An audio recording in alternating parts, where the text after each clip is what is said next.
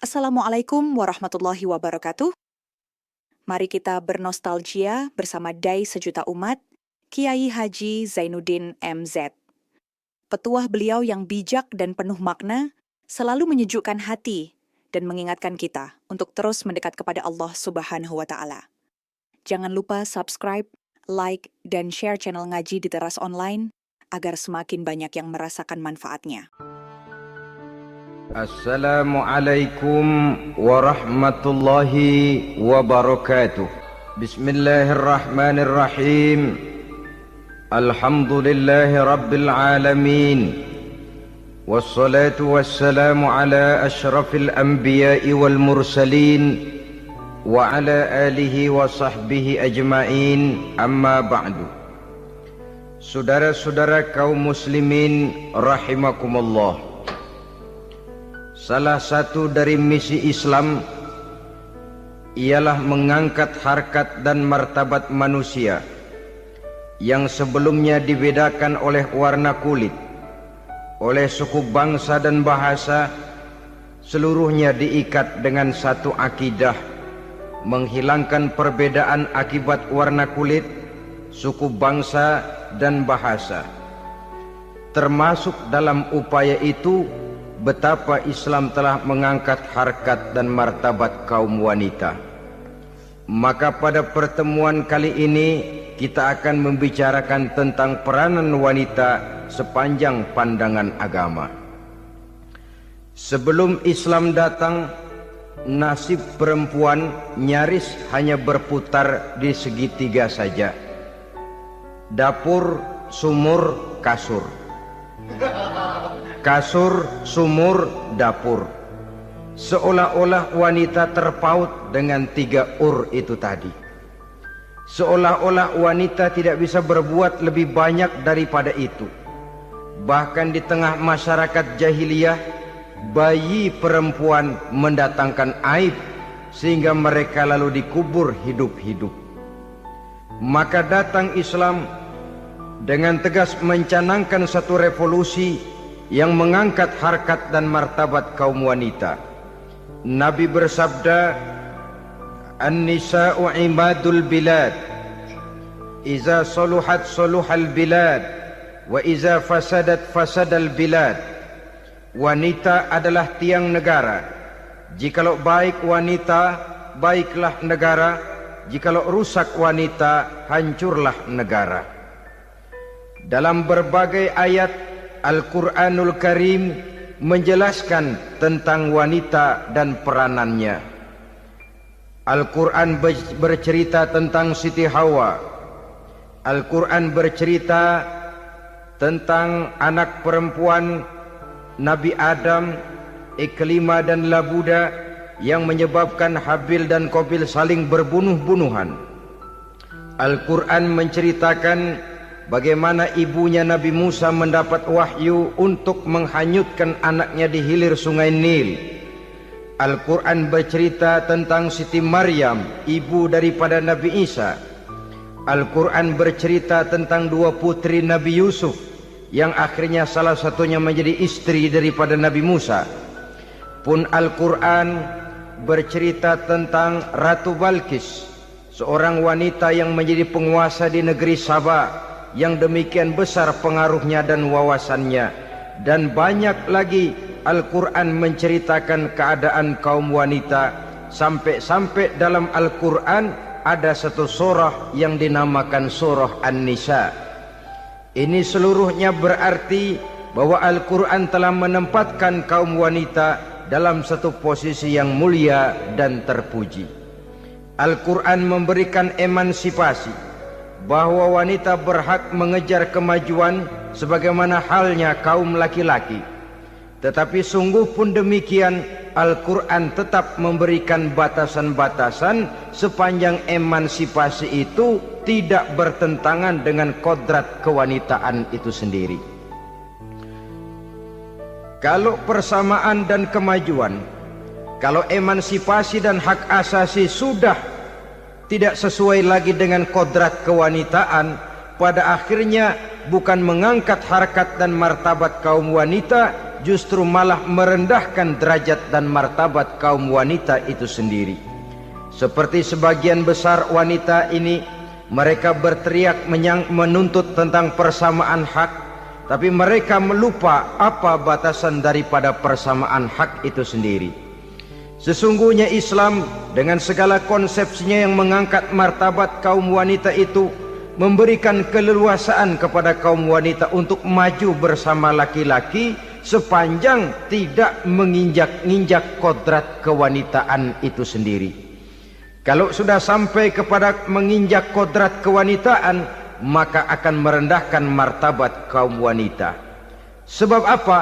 Secara fisik dan psikis, agaknya memang laki-laki sudah ditakdirkan oleh Allah untuk menjadi pembimbing bagi kaum wanita. Walaupun tidak tertutup kemungkinan wanita tampil sebagai pemimpin, tetapi dari segi fisik biologis misalnya, laki-laki itu diciptakan kekar, kuat untuk memikul dan melaksanakan tugas-tugas yang berat. Sedangkan perempuan pada umumnya adalah lembut, ayu, lemot, denok, geboy, dan lain sebagainya. Maka kalau kita baca sejarah, Allah itu belum pernah mengutus rasul perempuan. Semua rasul laki-laki. Sebab apa? Secara fisik biologis tugas kerasulan lebih dimungkinkan oleh seorang laki-laki. Tugas rasul itu berat.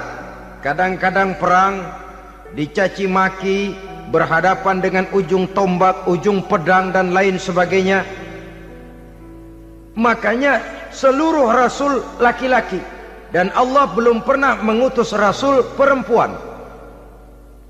Dari segi lain, perempuan itu banyak terhalang untuk melaksanakan ajaran agama. Misalnya 1 minggu dalam sebulan perempuan itu terkena cuti khusus, mengalami masa menstruasi, tidak sholat, tidak puasa, tidak melaksanakan ajaran agama yang tidak dibolehkan pada saat menstruasi itu. Kalau ada rasul perempuan, lalu saat malaikat akan menyampaikan wahyu, kebetulan rasulnya sedang wah, itu bisa balik lagi malaikat Jibril ke langit itu. Mau turun nyampein wahyu, balik lagi ke atas, ditegur, kenapa balik lagi Jibril? Rasulnya lagi head.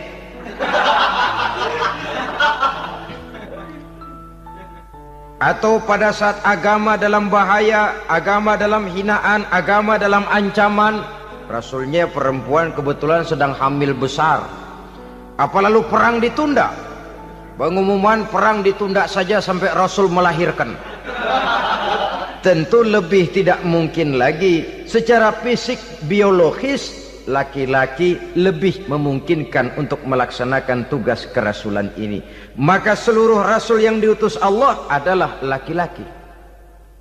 Saudara hadirin yang saya muliakan, sungguh pun demikian, Islam itu mengangkat martabat wanita sedemikian tinggi sebagai tiang negara yang menentukan jatuh dan bangunnya negara, yang ikut mewarnai bahkan menjadi warnanya suatu negara. Walaupun peranannya memang tidak begitu kelihatan, tapi sesungguhnya amat sangat menentukan. Oleh karenanya, secara umum, emansipasi yang digariskan oleh Islam, emansipasi yang tidak bertentangan dengan kodrat kewanitaan di berbagai aspek kehidupan. Kalau sekarang emansipasi ini kelihatannya sudah salah pasang, salah kaprah. Bahkan belum lama kita menyaksikan bagaimana ada binaragawati. Di zaman sekarang perempuan sudah mulai angkat besi.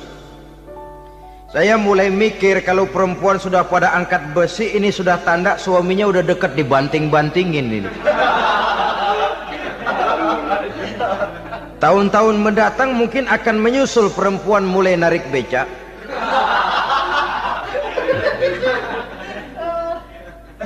Nampaknya kan sudah tidak lagi mengindahkan kodratnya sebagai wanita.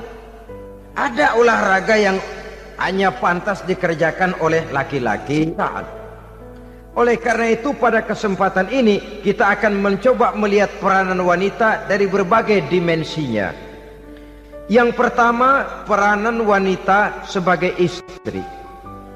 Adalah Rasul memilih istri pertamanya Sayyidatuna Khadijah radhiyallahu anha. Kalau pilihan utama beliau pertama kali nikah dengan Siti Khadijah, jelas itu pilihannya bukan karena kecantikan. Kenapa? Beliau nikahi Siti Khadijah dalam usia 40 tahun Khadijah dan 25 tahun Rasul. Statusnya janda pula. Kalau beliau seorang pemburu kembang, pemburu bunga, kenapa mesti nikah dengan janda berumur 40 tahun? Sedangkan beliau waktu itu masih berumur 25 tahun. Apa sasaran utamanya? Bisa kita lihat nanti. Setelah beliau diangkat menjadi Rasul, ternyata Khadijah lebih daripada seorang istri. Beliau masuk ke dalam staf Nabi. Orang lain beliau belum beriman, beliau malah beriman lebih dahulu sebagai perempuan pertama yang masuk Islam. Orang lain memusuhi Nabi, beliau malah mengorbankan hartanya untuk membantu perjuangan Nabi. Istri setia semacam ini dengan peranannya sebagai istri yang sedemikian rupa memberikan andil yang sangat besar bagi kesuksesan dan keberhasilan seorang suami. Sebaliknya, seorang istri bisa mempengaruhi suaminya. Seorang suami yang jujur, polos, lugu, sederhana bisa jadi koruptor ulung kalau didorong-dorong oleh istrinya. Seorang istri Pak Lurah memang tidak ikut mengatur kelurahan, tapi dia bisa mewarnai suaminya. Seorang istri gubernur memang tidak ikut mengatur provinsi, tapi dia bisa mewarnai suaminya. Sepanjang warnanya positif, tentu sangat baik dan sangat diharapkan. Tetapi kalau warnanya negatif, kiamatlah akibatnya umat ini. Oleh sebab itu, peran pertama dari kaum wanita sesungguhnya adalah sebagai istri yang mendampingi suami untuk mengolah dan melaksanakan tugas-tugas besar. Dari seorang yang paling kecil sampai kepada seorang yang punya jabatan paling tinggi sekalipun, pengaruh dan peranan istri memang sangat menentukan. Saudara hadirin kaum muslimin rahimakumullah. Itulah sebabnya Nabi menikah dengan Siti Khadijah. Dan lebih dari itu, sebelum menikah dengan Nabi, Siti Khadijah itu sudah terkenal sebagai pengusaha wanita, business girl kalau bahasa sekarang ini. Bahkan jaringan-jaringan bisnisnya tidak hanya Mekah saja, tidak hanya antar kota, bahkan sudah antar negara, dari Mekah ke Syam, dari Mekah ke Madinah dan lain sebagainya, yang bahkan kita tahu Rasul pada mulanya pun ikut membantu perdagangannya Siti Khadijah radhiyallahu anha ini. Jadi kalau bercermin dari karier Siti Khadijah, boleh saja wanita bergerak di bidang bisnis, asal memang profesi, bukan karena dengan senjata dan modal kecantikan lalu membujuk dan merayu orang sampai telap sehingga bisnisnya berjalan lancar dengan jalan menjual kecantikannya. Tidak, bergerak di bidang bisnis yang memang profesinya di situ. Tidak ada salahnya. Bisa saja perempuan menjadi bisnis girl seperti yang dicontohkan oleh Siti Khadijah radhiyallahu anha ini.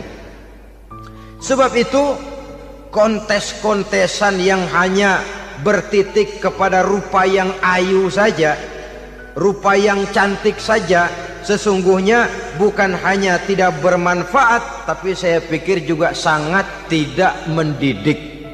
Yang mengajar anak-anak remaja putri kita untuk berlomba-lomba hidup dalam kepalsuan. Alis mata palsu, hidung pesek dimancungin palsu, operasi plastik. Alis matanya dikerik, bikin yang palsu. Tai lalat lagi bikin yang palsu. Gincu bibir dimerahin, palsu. Seluruhnya hidup dalam kepalsuan. Akan lebih baik kalau kita ini misalnya mengadakan kontes yang menitik beratkan kepada ketinggian IQ, kecerdasan, kemampuan, skill, keahlian dan kemampuan tidak hanya dititik beratkan kepada rupa yang ayu dan cantik semata-mata, sebab di samping manfaatnya diragukan, juga sangat tidak mendidik buat generasi yang akan datang.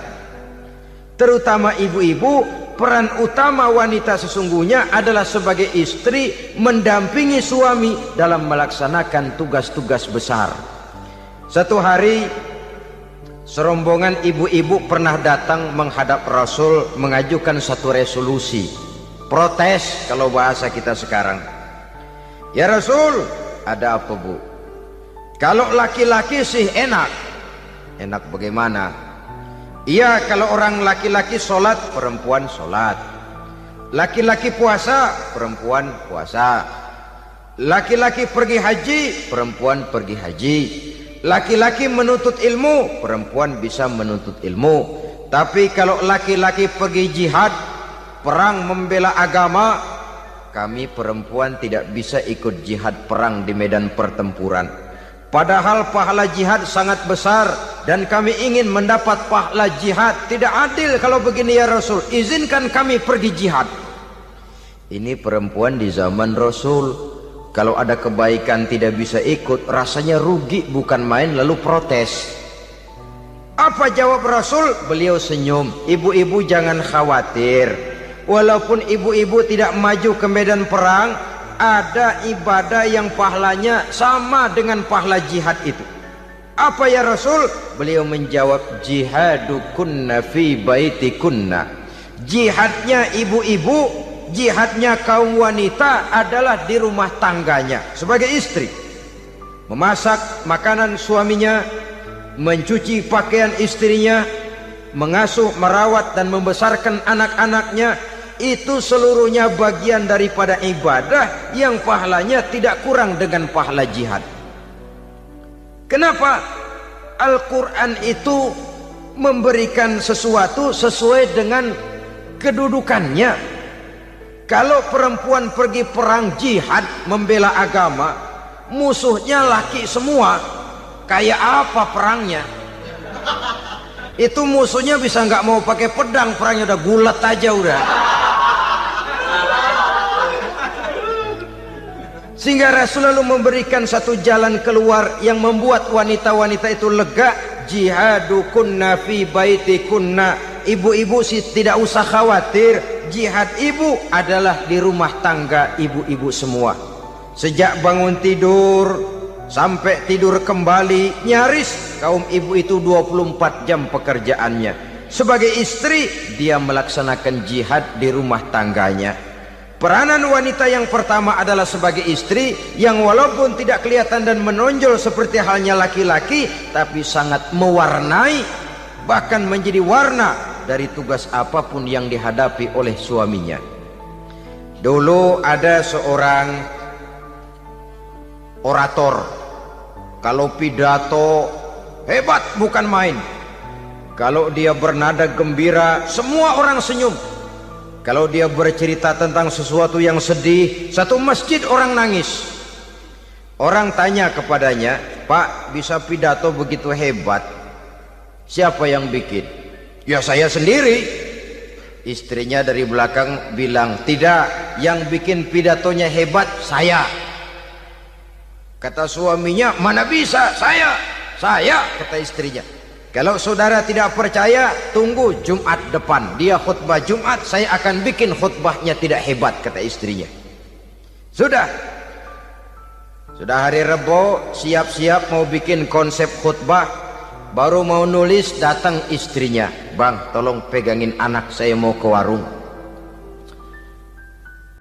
Mau bikin konsep lagi, kata istrinya, Bang, tolong ini, tolong itu, tolong ini. Sampai mau berangkat khutbah Jumat, khutbah belum selesai dibikin.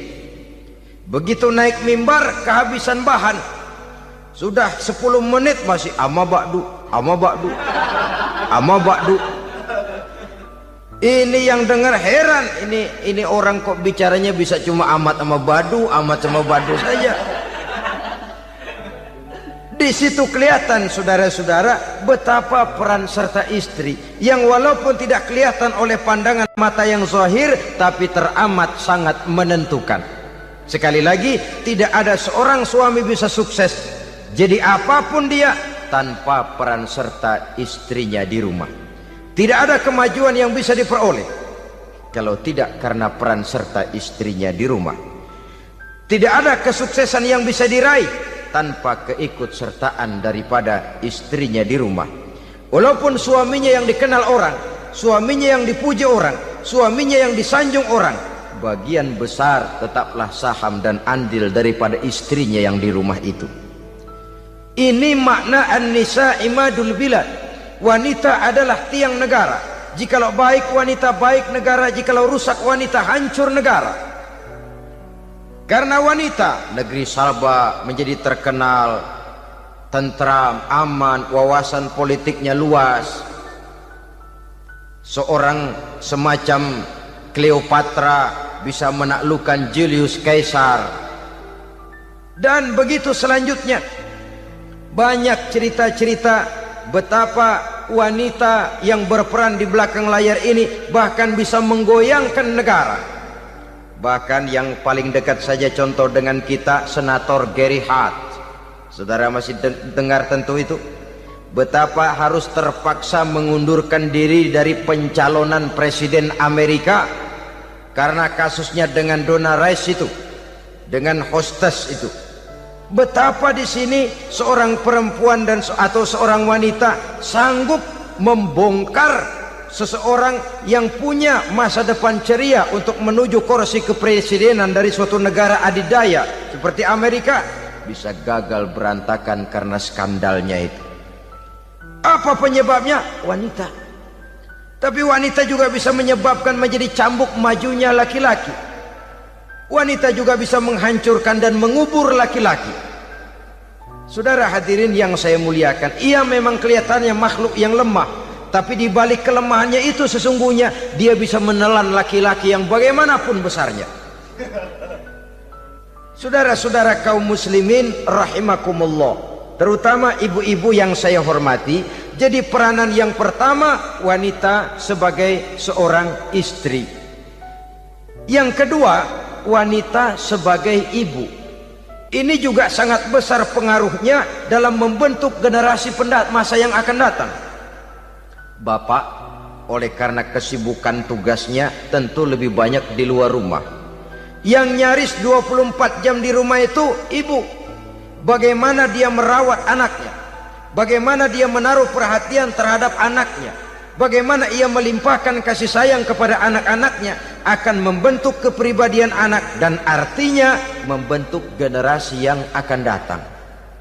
Kalau seorang ibu sudah cuek-cuek saja kepada anaknya, padahal Quran mengatakan al-jannatu tahta aqdamil ummahat, surga di bawah telapak kaki ibu. Hadis ini bisa kita artikan macam-macam. Pertama, anak tidak akan mendapat kebahagiaan tanpa ridho daripada ibunya. Kedua, ibu adalah wanita agung yang harus ditaati. Ketiga, neraka atau surga anak bergantung kepada ibu, bagaimana dia mewarnai anak. Kalau ibunya cuek-cuek saja sama anaknya, dan sering jadi contoh klasik, kalau anak ayamnya beduk maghrib belum pulang, satu RT dicariin, hansip diundang, kalau perlu dan ramil dilaporin. Tapi kalau anak gadisnya jam 12 tengah malam belum pulang, ibu tenang-tenang saja Pak. Tidak tergerak dan tidak tertarik hatinya. Ya tentu tidak semua.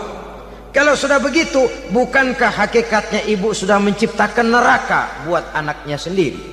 Khalil Gibran dalam satu tamsil yang indah pernah mengatakan, kalau kita diberikan sebutir mutiara, sebutir intan, dan intan itu sebutirnya sebesar telur ayam, benda yang sangat langka dan berharga, tentu kita sayang intan atau mutiara itu.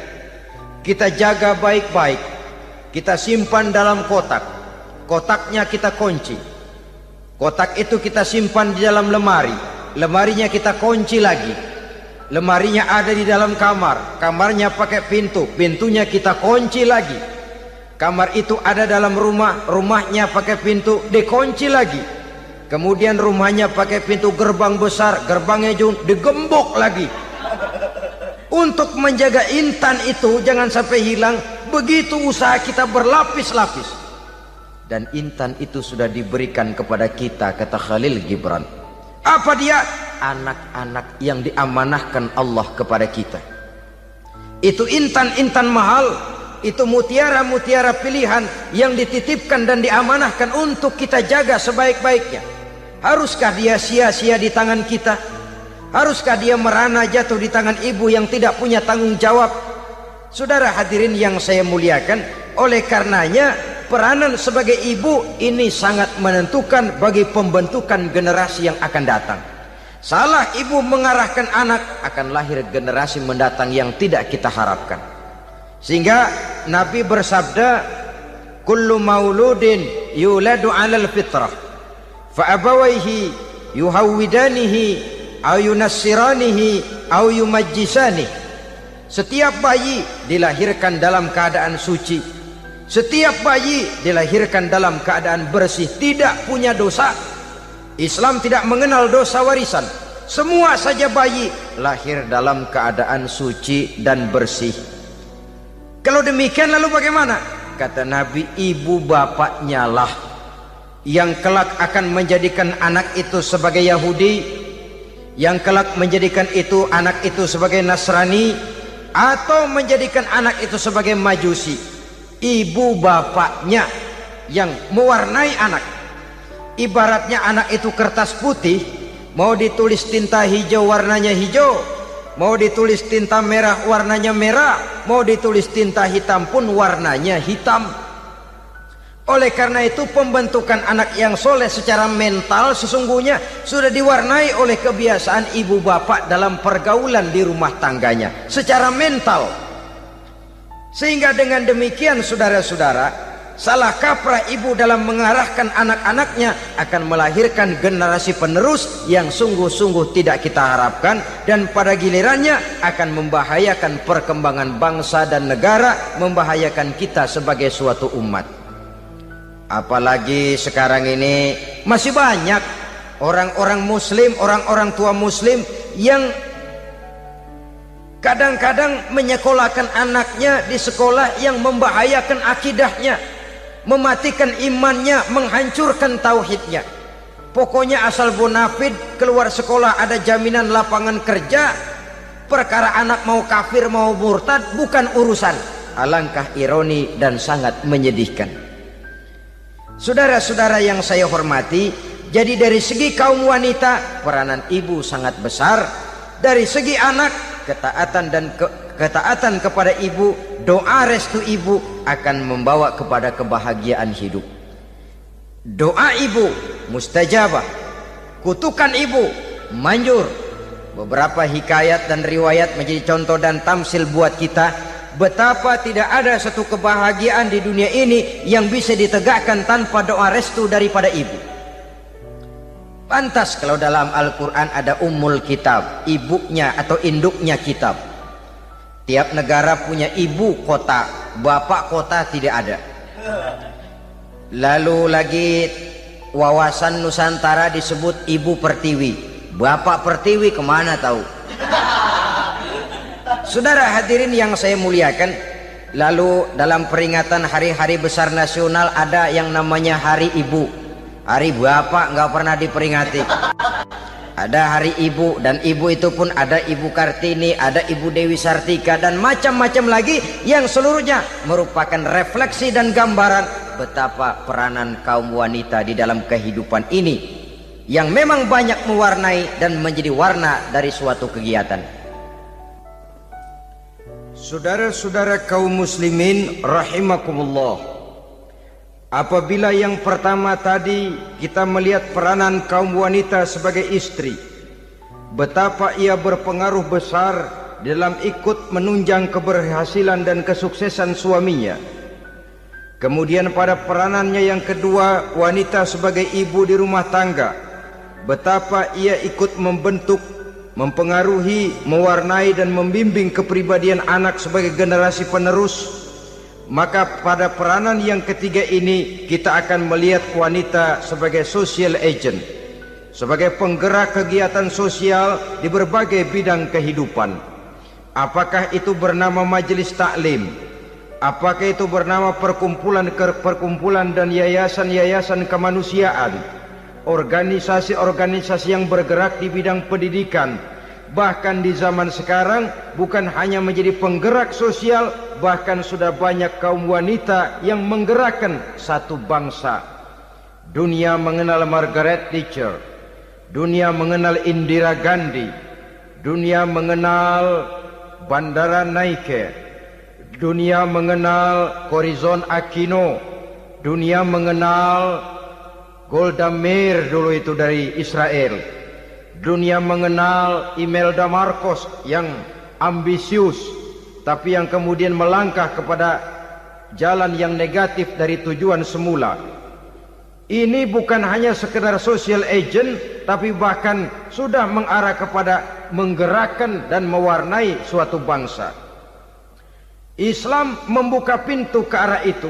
Wanita duduk dan berfungsi sebagai social agent, mengurus berbagai macam perkumpulan yang bertujuan kepada kebajikan, menyantuni yatim piatu, memelihara kesehatan, menyayangi binatang, memelihara kelestarian lingkungan dan lain sebagainya.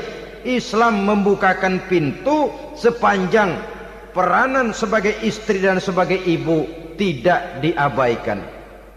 Ini sebab yang utama, salah seorang perempuan, kaum wanita, kalau terlalu aktif berorganisasi, terlalu aktif bermasyarakat, terlalu aktif dalam berbagai macam perkumpulan, lalu melupakan tugas utamanya sebagai istri dari suaminya, sebagai ibu dari anak-anaknya. Ibu asik rapat sana rapat sini, anak tidak pernah diajak rapat, akhirnya si anak bikin perkumpulan sendiri, rapat menurut versi mereka. Sehingga akibatnya yang timbul anak merasa kurang diperhatikan oleh ibunya. Ngaji bagus, tapi kalau sepanjang hari ngaji saja, suami pulang mau makan tidak ada makanan, mau berganti pakaian belum lagi diteriskan pakaiannya, tentu ini melupakan fungsi yang utama. Kegiatan sosial, kegiatan di organisasi adalah jadwal kegiatan setelah fungsi sebagai istri dari suami, sebagai ibu dari anak-anak dilaksanakan dengan sebaik-baiknya. Bukan tidak baik ngaji, kalau dari ngaji ke ngaji saja, bangun tidur ngaji, jam 7 ngaji, berangkat jam 11, sholat zuhur berangkat ngaji lagi, pulang sore, malam ngaji lagi. Suami tidak terurus, anak-anak pun terbengkalai, rusaklah rumah tangga. Dan bukankah satu bangsa terdiri dari satu tatanan masyarakat, dan tatanan masyarakat yang paling kecil bernama keluarga? Keluarga merupakan unit dari masyarakat, unit yang terkecil, dan keluarga terdiri dari pribadi-pribadi yang merupakan bapak, ibu, dan anak-anak. Sehingga masyarakat bangsa yang baik terdiri dari masyarakat yang baik, masyarakat yang baik tersusun dari keluarga-keluarga yang baik, dan keluarga yang baik akan muncul dari pribadi dan individu yang baik. Pribadi dan individu yang baik yang sadar mana kewajiban yang primer, mana kewajiban yang sekunder. Sebagai social agent, dia lalu mawas diri dengan tetap mempertimbangkan kodrat kewanitaannya itu tadi. Saya ikut prihatin kalau ada perempuan main sepak bola. Dan saya yakin betul kalau perempuan main sepak bola, yang nonton pasti bukan nonton bola. Ya mungkin bola juga, tapi bola yang mana? Itu wallahu a'lam. Ya dicari olahraga yang sesuai dengan kodrat kewanitaan begitu. Dicarilah olahraga yang sesuai dengan kodrat kewanitaan. Sepak bola sudah maju, ya belakangan saya katakan tadi muncul lagi wanita angkat besi. Belakangan bisa kita bayangkan wanita main tinju. babak belur sudah kalau sudah begitu. Kemajuan dengan melupakan kodrat kewanitaan akan menyengsarakan kaum wanita itu sendiri. Silahkan maju menjadi social agent, menjadi penggerak di masyarakat. Para istri Rasul bisa kita jadikan satu figur. Siti Khadijah, figur sebagai istri pendamping yang setia. Dikala suaminya bingung, ia tampil memberikan pandangan. Dikala suaminya bingung, ia memberikan tanggapan. Dikala suaminya dimusuhi orang, ia menampakkan kesetiaannya. Kau tidak sendiri bang, aku di sisimu. Dikala jiwanya gelisah ketika pertama kali menerima wahyu berhadapan dengan malaikat Jibril, Khadijah yang menghibur. Kalla ma yukhzikallahu abada. Tidak apa-apa bang, Allah tidak akan menyusahkan kau untuk selamanya. Tenang sajalah, tenang. Abang orang baik-baik, Allah tidak akan menyengsarakan abang. Peran sebagai istri. Dan Rasul mantap. Sehingga bertahun setelah Khadijah wafat, selalu terkenang dan dikenang oleh Rasul. Pernah satu saat beliau itu seperti orang melamun. Aisyah tanya, kok seperti ngelamun bang? Iya, kata Rasul, saya seperti mendengar suara terompahnya Khadijah di surga. Padahal Khadijah sudah lama wafat. Aisyah mendengar itu rada sedikit manyun. Kata Aisyah, bang, cukup sekali ini saja, jangan sebut-sebut lagi nama itu ya. Cemburu rupanya. Ya soal cemburu sih nggak bini Nabi, nggak bini kita, namanya cemburu. Perempuan mesti ada. Apa jawab Rasul? Ya Humairah, Aisyah, haruskah saya melupakan seseorang yang dikala orang lain memusuhi saya, dia mati-matian membela saya. Dikala orang lain mau membunuh saya, dikorbankan hartanya untuk membantu perjuangan saya. Mestikah saya melupakan orang yang begitu baik? Tidak Aisyah. Sepanjang nafas masih ada, sepanjang itu saya tidak akan bisa melupakan Khadijah sayang. Peran sebagai istri Khadijah ini, peran sebagai istri. Suaminya bingung, istrinya memberikan hiburan. Kadang kan tidak, suami bingung, istri bingungan lagi. Ya sudah, mari ramai-ramai kita bingung sudah. Bukan mencari jalan keluar, yang sudah bingung malah ditambahin bingung lagi. Saudara hadirin yang saya hormati, lalu figur Siti Aisyah, muda, cantik, kreatif, cerdas. Kalau bahasa sekarang barangkali wanita karier ini. Ini figur-figur loh. Jadi punya keistimewaan masing-masing, sehingga ada pilihan. Ya tentu orang mencari istri itu kan karena ada dasar pilihan. Mungkin rupanya kurang menarik tapi akhlaknya bagus. Mungkin akhlaknya sedang-sedang saja tapi potongannya cakep, masih ada pilihan. Sudah potongan jelek, akhlak bejat. Emangnya lu milih merem tempo hari ya?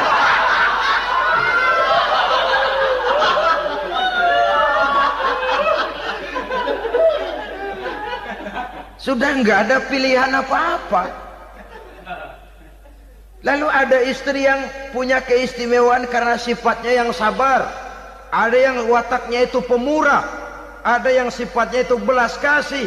Pendeknya dari istri-istri Rasul kita bisa menemukan figur-figur wanita teladan.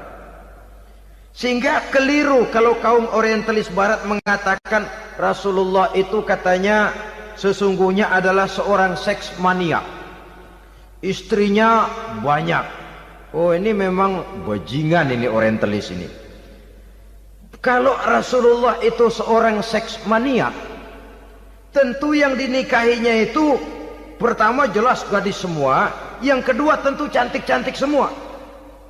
Dari istri-istri beliau yang dikawininya dalam keadaan gadis cuma Siti Aisyah. Selebihnya janda. Apa pertimbangannya? Menyantuni yatim-yatimnya, mengayomi janda-janda yang ditinggal suaminya gugur di medan perang, untuk memperkuat keimanannya. Itu pilihan utama Rasul. Kita sekarang ini ya ngakunya sih ikut sunnah Rasul, cuma sunnahnya urusan kawin melulu. Ada duit sedikit, kawin maning, kawin maning. Ditanya orang kenapa kawin melulu, sih mas sunnah Rasul. Bukan main. Kalau sudah urusan kawin pahlawan betul sunnah Rasul.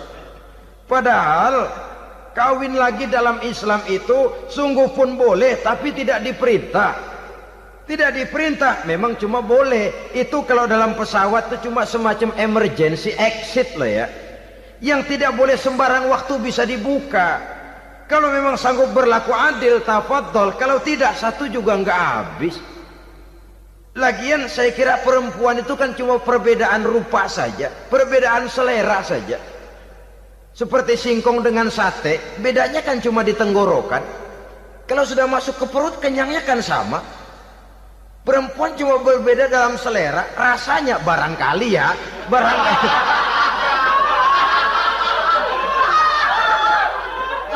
Barangkali tidak jauh beda.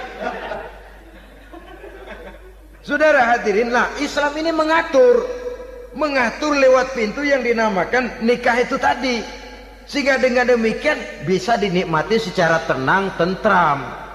Tidak usah manusia ya, kucing saja. Coba lihat kucing. Kalau ikan dia boleh nyolong, kucing itu boleh curi, makannya nggak tenang kucing. Coba lihat ini. Asal dia nyolong ikan, makannya juga mindik-mindik. Matanya nengok kiri, nengok kanan. Ada sedikit gerusak, kabur. Secara nalurinya kucing tahu kalau ini ikan curian, makannya nggak tenang dia. Tapi kalau ikan kita kasih, kucing anteng, geledek juga nyamber, manteng aja dia. Nalurinya mengatakan ini ikan dikasih sama yang punya, tenang dia. Saudara hadirin yang saya hormati, orang juga gitu.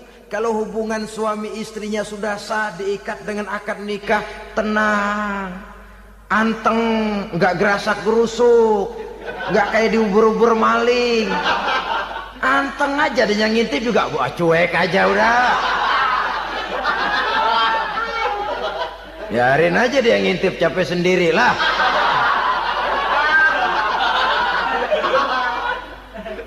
Tapi kalau nyuri-nyuri, coba lihat dah. Mana di kebun banyak nyamuk, ansip mukul tiang listrik, dia yang bingung. Islam ini sesungguhnya memudahkan jalan, saudara-saudara. Jadi sebagai social agent, wanita bisa berperan untuk itu. Apalagi untuk hal-hal yang menyangkut wawasan kemanusiaan, di mana kaum wanita karena emosinya lebih tinggi daripada kaum laki-laki, dia sangat peka terhadap masalah-masalah yang menyangkut kemanusiaan. Hatinya mudah tergugah, perasaannya cepat terenyuh. Dengan penderitaan dia cepat tergugah. Dia bisa menjadi social agent tanpa harus melupakan fungsi utama sebagai istri dan sebagai ibu dari anak-anaknya, sebagai istri dari suaminya. Saudara hadirin yang saya muliakan, dahulu Al-Quran pernah menceritakan betapa istri-istri pembesar di istana mewah di zaman Nabi Yusuf, kalau istilah sekarang nyonya-nyonya jet set, nyonya-nyonya VIP, betapa mereka mau memporak-porandakan keimanan seorang pemuda seperti halnya Nabi Yusuf alaihi salam. Dan Nabi Yusuf kemudian ternyata tidak mau jadi gigolo yang kerjanya hanya menyenangkan wanita-wanita jet set kelas VIP ini tadi. Sesungguhnya ini cuma satu simbol yang kejadiannya bisa saja terjadi pada zaman modern dalam versi dan kondisi yang berbeda. Namun bagaimanapun juga wanita dengan peranannya sebagai social agent, sebagai penggerak masyarakat, sangat besar pengaruhnya dalam ikut mewarnai perkembangan suatu negara. Seorang suami perlu memberikan dorongan kalau istrinya aktif di bidang sosial, asal dengan catatan saja, fungsi sebagai istri, fungsi sebagai ibu, jangan sampai terlantar karenanya. Bahkan saya katakan tadi, di zaman sekarang wanita tidak lagi hanya berfungsi sebagai social agent, bahkan sebagai national agent, penggerak dari satu bangsa. Muncul wanita-wanita yang jadi menteri, yang jadi anggota DPR, bahkan yang jadi kepala desa dan lain sebagainya. Secara umum memang ar-rijal qawwamuna 'alan nisa. Laki-laki adalah pembimbing bagi kaum wanita karena kelebihan fisik biologis, kelebihan kemampuan intelektual dan lain sebagainya. Namun wanita pun boleh saja menjadi social agent sepanjang catatan yang saya sampaikan tadi.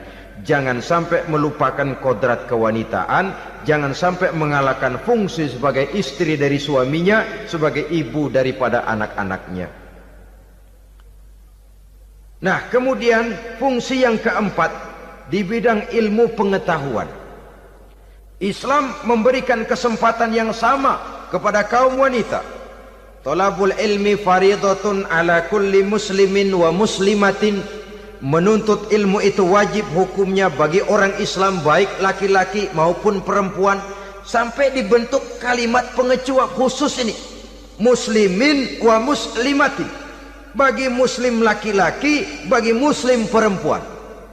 Dan alhamdulillah, kalau dulu di zaman Raden Ajeng Kartini, nasib perempuan berada di balik pintu yang digembok rapat-rapat, siklusnya berputar cuma sumur, dapur, kasur, kasur, sumur, dapur, dapur, sumur, kasur. Melingkar di situ satu saja peranan kaum wanita. Memberontak jiwa Raden Ajeng Kartini, menuntut persamaan bahwa wanita berhak maju sama dengan laki-laki. Entah Islam sejak 14 abad yang lalu sudah mencanangkan ini, menuntut ilmu wajib bagi laki-laki dan perempuan beragama Islam. Orang Islam baik dia laki-laki, baik dia perempuan, wajib menuntut ilmu.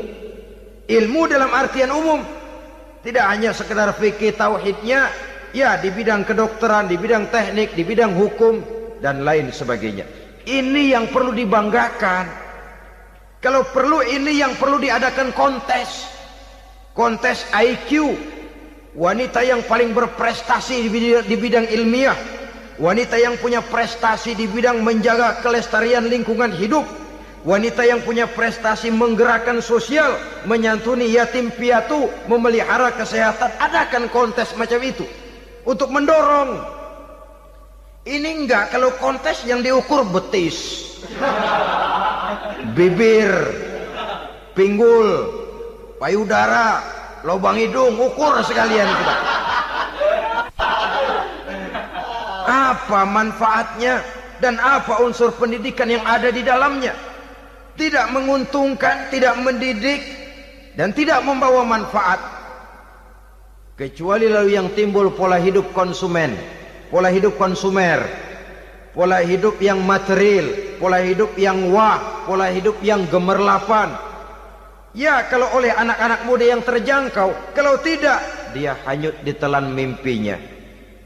Dia ingin bergaya hidup jet set, sementara dia dihadapkan oleh kenyataan bahwa dia tinggal di kampung, ibu bapaknya orang kampung, dan lain sebagainya. Jiwanya berontak, terjadilah kegalauan, terjadilah kerancuan, terjadilah komplikasi, perang di batin antara keinginannya dengan lingkungan nyata yang dihadapinya. Dan kalau sudah ada gejala semacam itu, penyakit-penyakit kejiwaan akan mudah muncul. Ini gejala terutama buat orang-orang yang tinggal di daerah transisi. Kota besar bukan, kampung banget juga enggak, daerah cekak. Akibatnya gayanya ya sering gaya enggak karu-karuan, gaya kepalang tanggung jadinya. Saudara hadirin yang saya muliakan, akhirnya apa? Santri tapi lagunya kayak koboi. Koboi tapi sesungguhnya santri. Saudara hadirin yang saya hormati, maka di bidang ilmu pengetahuan wanita mempunyai peranan yang sangat besar. Dia bisa tampil dengan karya-karya ilmiahnya yang membawa manfaat bagi perkembangan agama, bangsa dan negaranya. Majulah kaum wanita dengan ilmu pengetahuan, tuntutlah ilmu seluas-luasnya. Kita hidup di satu negara yang merdeka, kita beragama yang memberikan satu keyakinan bahwa menuntut ilmu merupakan kewajiban, bahwa peranan wanita tidak hanya di belakang dapur, lain sebagainya yang seluruhnya terpantul dari dinamika kehidupan kaum wanita. Saudara-saudara kaum muslimin rahimakumullah. Kemudian yang kelima, peranan wanita dalam bidang agama. Kita bersyukur sekarang ini gejalanya dimanapun pengajian, biasanya lebih ramai pengajian ibu-ibu dari bapak-bapak. Peringatan hari-hari besar keagamaan, biasanya lebih ramai ibu-ibu daripada bapak-bapak. Pengajian ibu lebih ramai. Padahal kalau bicara sibuk, lebih sibuk ibu daripada bapak misalnya. Kalau sudah pengajian bapak-bapak, biasanya pengajiannya ramai cuma 3 giliran itu. Pembukaan, maulid, penutupan.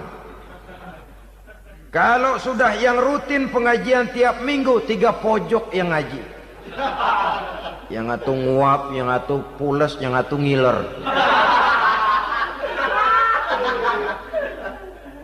Saudara hadirin yang saya muliakan, ada badan kontak majelis taklim yang merupakan wadah daripada kegiatan ibu-ibu. Ada Ittihadul Muballighat, Persatuan Muballighat. Ada Persatuan Para Asatizah. Dan macam-macam lagi peranan ibu-ibu di dalam kehidupan beragama. Tapi sesungguhnya harus dimulai dari bagaimana si ibu mewariskan jiwa agama kepada anak-anaknya di rumah tangganya. Kalau itu gagal, dia mau melangkah ke masyarakat, dia sudah gagal sejak awal sesungguhnya. Keberhasilannya dia menata masyarakat akan mengakibatkan dia nanti bernasib seperti Nabi Nuh. Berhasil mengajak beberapa orang kafir mengikuti ajarannya, tapi gagal mengislamkan putranya sendiri Kan'an. Bukan tidak berusaha, tapi memang Allah sudah menghendakinya sedemikian untuk menjadi contoh buat kita semua. Yang penting orang tua berusaha dan berikhtiar. Kalau sudah berusaha dan berikhtiar, anak ternyata memang sulit diurus, barangkali memang fotokopinya Kan'an tuh anak. Ya orang tua kalau sudah berusaha, ya tawakallah. Jangan belum berusaha lalu berkata, jangan anak kita, anak Nabi aja ada yang bengal. Ngajar tidak mau, mengajar anak tidak mau, mendidik anak tidak mau, lalu mencontoh Nabi, salah kaprah namanya. Kaum wanita bisa berperan di dalam agama. Ketika Rasul hijrah, itu kan beliau tidak langsung ke Madinah. Dari Mekah itu beliau mengambil jalan arah ke kiri menuju Gua Sur. Ini dalam strategi militer punya makna sendiri. Jenderal yang ulung, ahli strategi militer ini. Di Gua Sur sana beliau tinggal 2 hari 3 malam. Siapa yang membawa makanan ke Gua Sur? Siapa yang menjadi kurir untuk mengintai kegiatan-kegiatan Quraisy setelah Nabi berangkat hijrah? Asma, putri Abu Bakar Siddiq radhiyallahu anhu. Jadi kurir, jadi spion, membawa makanan untuk Rasul dan ayahnya di Gua Sur. Ini peranan wanita. Di tengah bahaya, di tengah keadaan posisi terjepit, Rasul di dalam gua, diamatinya keadaan Quraisy, dilaporkannya kepada Rasul. Jasa seorang wanita bernama Asma, putri dari Abu Bakar Siddiq radhiyallahu anhu. Rabi'atul Adawiyah, seorang sayyidah sufiyah, ahli tasawuf yang terkenal dengan ajaran cintanya kepada Tuhan. Dia bisa menjadi tokoh wanita dalam gerakan sufi oleh karena kegiatannya di bidang agama dalam arti mujahadahnya kepada Allah Subhanahu wa taala. Dia korbankan bagian besar daripada hidupnya untuk mengabdi kepada Allah. Setelah suaminya meninggal, seumur hidup dia tidak pernah nikah lagi. Bukan tidak cantik, cantik. Bukan tidak ada yang mau, banyak yang meminang. Bahkan diantaranya termasuk Sufyan Tsauri, seorang tokoh juga, pernah mencoba meminang beliau. Kata Sufyan, Rabi'ah, bagaimana? Kamu kan janda? Iya. Lalu, lah saya kan duda. Jadi bagaimana? Daripada kita masing-masing sendiri-sendiri kan lebih baik kita join. Maksud kamu apa? Saya mau meminang kamu. Boleh? Tapi mas kawinnya saya minta engkau jawab 4 pertanyaan saya. Kalau bisa, diri saya seutuhnya saya berikan kepada kamu. Kalau tidak, tidak usah saja. In ajabtani fi 4 masail fa ana laka. Kalau engkau sanggup menjawab 4 pertanyaan saya, seluruh diri saya bulat-bulat saya serahkan kepada kamu. Yang pertama, Sufyan, semua orang kan bakalan mati. Iya. Ya soal mati sih sama, mati. Cuma hakikat mati kan lain-lain. Ada yang matinya itu husnul khatimah, mati baik di akhirnya. Lagi ngaji, mati. Lagi baca Quran, mati. Lagi sholat, mati. Lagi dengar ceramah, mati. Lagi sodakoh, mati. Itu mati-mati yang su'ul khatimah. Ada yang mati itu mati yang husnul khatimah, maksud saya. Ada mati itu yang disebut su'ul khatimah, jelek di penghujungnya. Lagi nyekek botol, mampus. Lagi banting kartu, plak, plak, habis. Lagi makan riba, mati. Lagi zina, mati. Lagi nipu, mati. Kira-kira kalau saya nanti mati, su'ul khatimah apa husnul khatimah? Loh, saya enggak tahu, kamu mati saja belum. Tidak bisa kamu jawab, tidak bisa. Yang kedua, setelah mati kita masuk ke alam kubur. Di kubur kita akan dapat nikmat kubur atau azab kubur. Hari itu kira-kira saya dapat nikmat apa dapat azab? Saya tidak tahu. Di padang mahsyar setelah ditimbang kita dapat kitab di tangan kanan kalau baik, di tangan kiri atau dari belakang kalau jahat. Hari itu saya dapat kitab di tangan kiri apa tangan kanan? Saya enggak tahu. Yang keempat, orang akan lewat di atas sirat. Yang selamat sampai surga, yang celaka sampai ke neraka. Kira-kira saya yang selamat apa yang celaka? Wah, kata Sofyan, gua enggak tahu, udah butak dah lempangan itu dah. Kalau kau tidak tahu, Sofyan, tidak bisa jawab 4 pertanyaan ini, maaf saja, lamaranmu saya tolak dan saya tidak akan nikah. Ini yang saya khawatir. Maka dia terkenal sebagai Sayyidah Sufiyah, tokoh wanita dalam dunia sufi. Dan artinya wanita bisa berperan banyak dalam bidang agama, sebagai pengasuh majelis taklim, sebagai pengasuh yatim piatu, sebagai gerakan-gerakan keagamaan yang positif dan lain sebagainya. Ini dimungkinkan karena Islam menunjang harkat dan martabat kaum wanita. Maka majulah kaum wanita Islam Indonesia dengan tetap menjaga kodrat kewanitaannya. Inilah yang kita sampaikan pada kesempatan ini. Terima kasih atas segala perhatian. Mohon maaf atas segala kekurangan. Wassalamualaikum warahmatullahi wabarakatuh. Alhamdulillah, semoga ceramah ini menjadi pengingat dan sumber keberkahan bagi kita semua. Dukung terus dakwah ini dengan subscribe, like, dan share channel ngaji di Teras Online. Wassalamualaikum warahmatullahi wabarakatuh.